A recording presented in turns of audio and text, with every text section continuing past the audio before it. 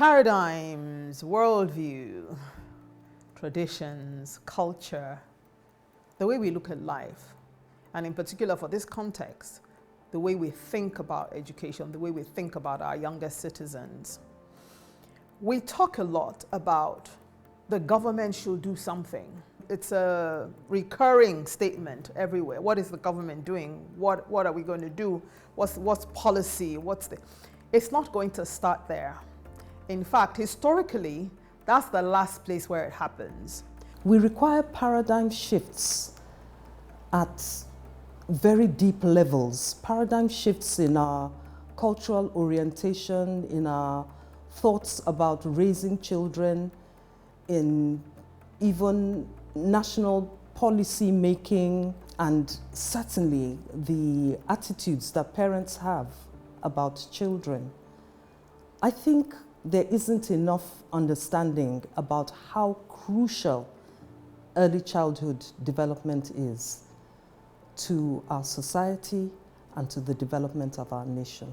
I find it interesting that early childhood in Nigeria, in most places, is under the auspices of the Ministry for Women and Poverty Alleviation, and yet it takes a man and a woman to make a child. So there's something significantly wrong with the way we look at early childhood, and that needs to shift.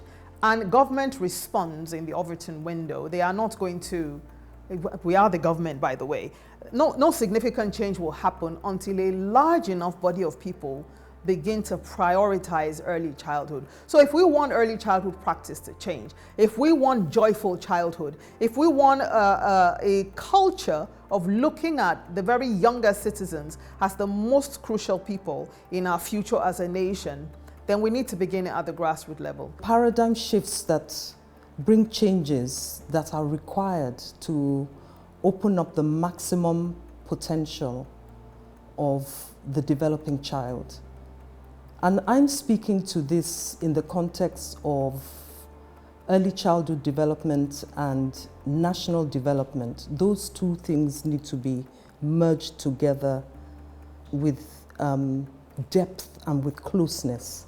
There is no way we are going to be able to attain what is required in our nation and in fact in Africa and in the entire world if early childhood education isn't addressed from the perspective of the paradigms that we hold. That's you, that's me, that's in the market, that's in the churches, in the mosques, in every sphere of endeavor of daily life in this country and anywhere. That's where it begins. That's where we begin this movement, this move towards prioritizing early childhood. The paradigms are faulty, very faulty. It is that kind of paradigm that has a child, a 2-year-old in a school, who has to take exams at the end of a term, his school creche. And his exam, by the way, is to recite the names of the 12 apostles. This is it's not a fable, it's a fact. Now, the only way that seemed okay to somebody to do is because we don't have a strong enough movement guiding the practice. The paradigms need to shift. Those paradigms need to articulate how we should think about our younger citizens, and then we can have the change that we need. If it doesn't start there, we are not going anywhere.